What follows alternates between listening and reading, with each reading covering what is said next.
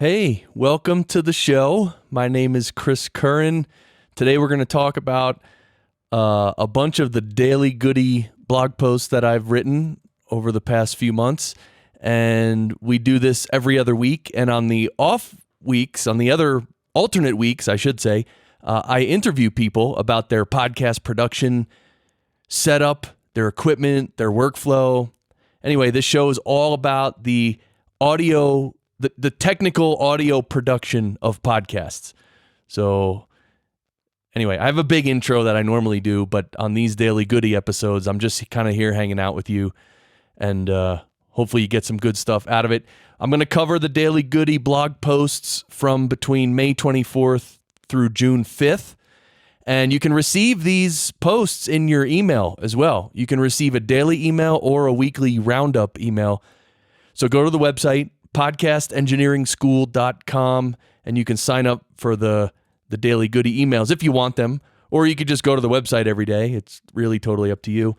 Now, before we get into the Daily Goodies, I have to tell you, I just hired a guy to read the announcements on this show, and he travels here from his home, and it's a kind of a weird arrangement. He travels here, and I set up a mic for him in my backyard, because he just likes to drive up and basically do the announcements and then immediately leave. So, I don't know. So anyway, by the way, the mic he speaks into is a microphone that he brought from home. I'm actually not sure what kind of mic it is. And anyway, but his microphone is plugged into a Focusrite Scarlett 2i2 third generation, which just came out a few weeks ago, 2, 3, 4 weeks ago. Third generation Focusrite Scarlett, really good little audio interface. Anyway, he has his mic plugged into that, and he actually, that's the equipment that he specifically requested. So, oh wait, here he comes. Oh, right on time.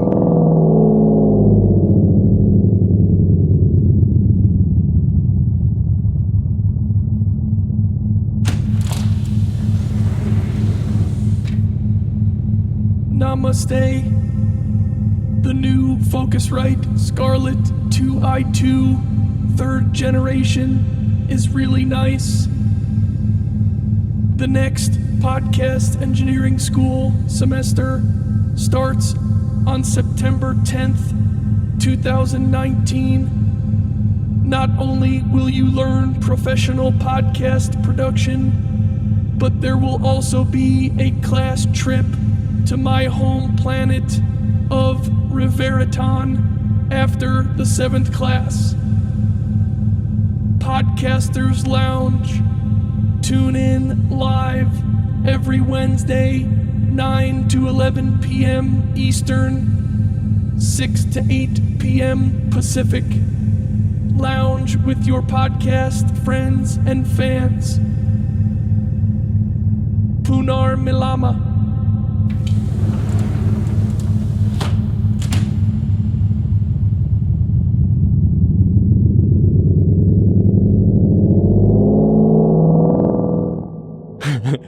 Okay, there's the announcements. I hope you enjoyed that. Let's get into these daily goodies. The first one is from May 24th, and it's titled Ambio Smart Headset Can Capture 3D Audio. So when I was at NAB earlier this year, I actually saw this Ambio Smart Headset, and it looks pretty cool. It's basically like larger than average earbuds, but they have microphones built into both sides, the left and the right ones. And basically it captures sort of like a 3D audio. Now, of course, it captures the audio in 3D, but then to hear it back, of course, you have to listen through either earbuds or headphones, right?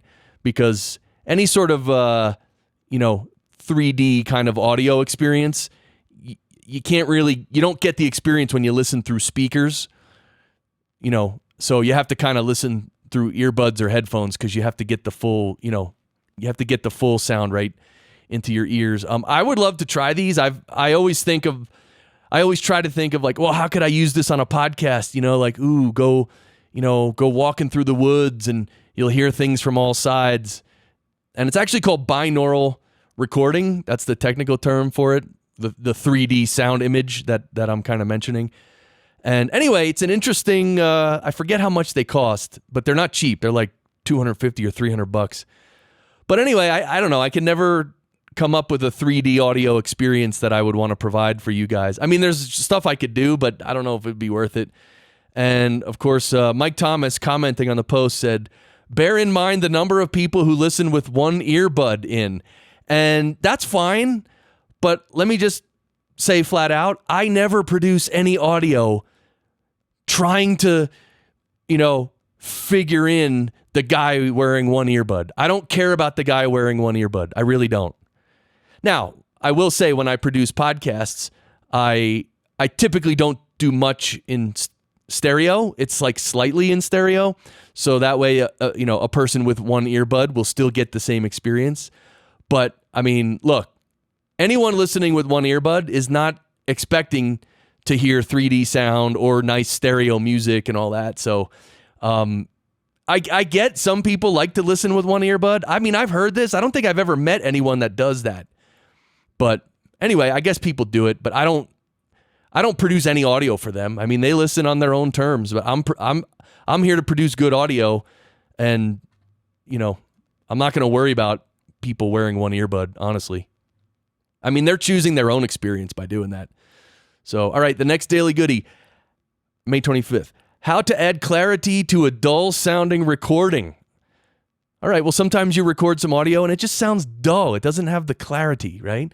So what can you do? Well, first of all, the recording process is important. And, before you start recording, if you hear someone's microphone sounds really dull, you might want to address that, right? Try to fix it before you record. But if you do record some audio and you listen back later and it's just a little dull, there's a few things you can do. Well, there's a lot you can do. I'll give you some things right now. Obviously, you can add high frequencies using an EQ, right? This adds some of the high mids and high frequencies that can add that clarity. But of course, if you add too much, then it will sound weird. Right with any processing, you can't add too much. It makes it worse. So you got to find that sweet spot. Another thing you can do with an EQ is remove some low end, remove some low mids, and that'll actually make the high mids and the highs seem a little louder. So, it's like you got to balance these frequencies. So you either turn up the high frequencies for clarity or you turn down the low mids and the low frequencies at the same time. You can use an aural exciter as well, add some high frequency harmonics. Aural exciters are kind of like EQs, but they sound much smoother. That's a nice little trick. And also, you can use a transient shaper. Isotope has a transient shaper, or there's a plugin called Spiff that I sometimes use. Actually, I haven't used it very much, but I bought it recently. Those will sort of accentuate the transients of the sound, like the consonants and the sharp beginnings of words like T and ka and all that. Like, so, sometimes when you record someone on Skype, like their transients will just they won't be there. So you can add back a little bit of the transients and it makes it sound a lot better. Okay, next one. How long does it take you to edit?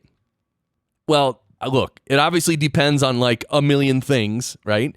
So, yeah, I would suggest read this post. I kind of outline how long things take me, but I have a different process than most people.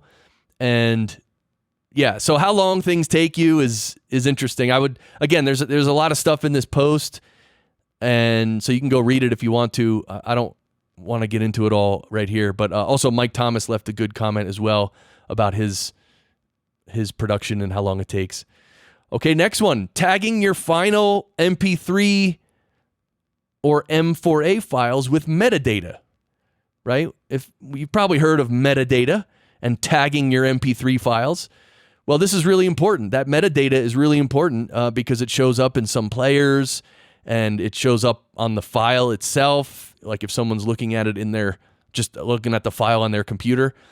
Some of the metadata that it includes is the show name, the episode title, the episode number, the image for the episode, the year, the genre, the description, the copyright statement, the URL, right? So you gotta, I know you all probably know this, but you gotta tag your MP3s with good metadata. And you can use, to tag it, you can use, iTunes. I don't know how long iTunes is going to be around for you to use that. But anyway, there's a little app called ID3 Editor. And also Hindenburg. You can tag things in Hindenburg, and also Fission, which Fission's for Mac only. That's by Rogue Amoeba. So obviously we got to tag our final MP3 files with good metadata. That's actually really important. All right, next daily goodie. Cultivating your podcasting clients. So here I talk about, like, it's one thing to onboard new clients. Like when you get let's say you're a podcast editor, you get a new client. Okay, you can onboard them and you go over a bunch of stuff and you develop the relationship. That's great. But after 6 months or a year or 2 years, like you're already set everything up. So what you can do is cultivate the relationship. Like just try to be a little more helpful and see if you can, develop a better relationship, because that can usually lead to more business, right? They might recommend you and you could just be more helpful. And because, relationships change, right? So you got to sort of stay on top of it and see how things change and make sure you're still doing a good job.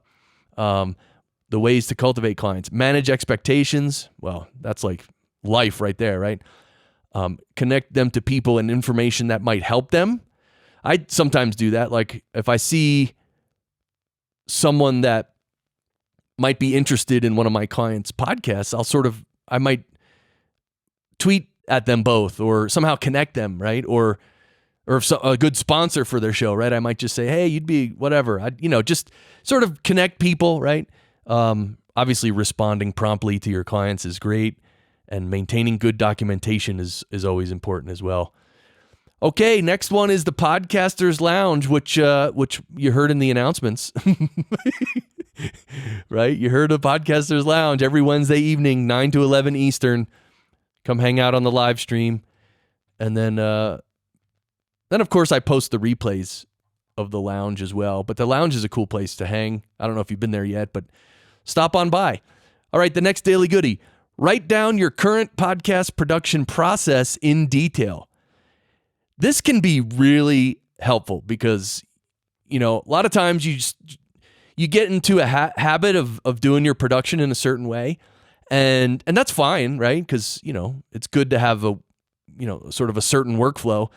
But it's good every now and then, maybe every, year or maybe every year, just write down your entire process, and you'd be surprised at what you can glean from that, Maybe it'll help you notice maybe any gear or software that you may want to upgrade to. Or you may notice ways you can speed up your process, or different ways you can enhance your audio quality. So, because you got to kind of upgrade yourself, right? Like you can't use the same software and plugins and everything for 15 years, right? You got to, upgrade, stay with the times to some degree. So anyhow, and also Sean left a nice, he wrote his whole production process in the comments of that post as well. And of course, just remember, you can always go see any of these posts. Just go to podcastengineeringschool.com and on the very top menu across the top, it says Daily Goodie. Just click on that and there's a Daily Goodie every day, even weekends, even Saturdays and Sundays. Okay. So, all right, then the next one is Podcast Movement 2019 Technical Track Speakers Preview. Oh, wait, that was an episode of this show. That was episode 132. So anyway, that was kind of cool because I talked to all the technical track speakers that are going to be at Podcast Movement, which from today or when this episode comes out, it's about 3 weeks away. So it's getting close. All right, the next Daily Goodie, Friday Audio Trivia. What year did the following happen? Thomas Alva Edison, working in his lab, succeeds in recovering Mary's little lamb from a strip of tinfoil wrapped around a spinning cylinder. He demonstrates his invention in the offices of Scientific American, and the phonograph is born. Was it 1877, 1921, 1901, or 1894? I'll give you a second to think about it. Well, anyway, the answer is 1877. Isn't that amazing? 1877.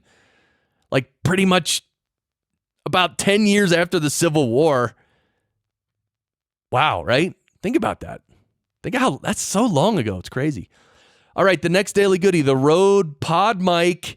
All right, well, earlier this year, the Rodecaster Pro came out and the Rode Pod Mic came out, and everybody was losing their stuff, losing their minds about how awesome all these are.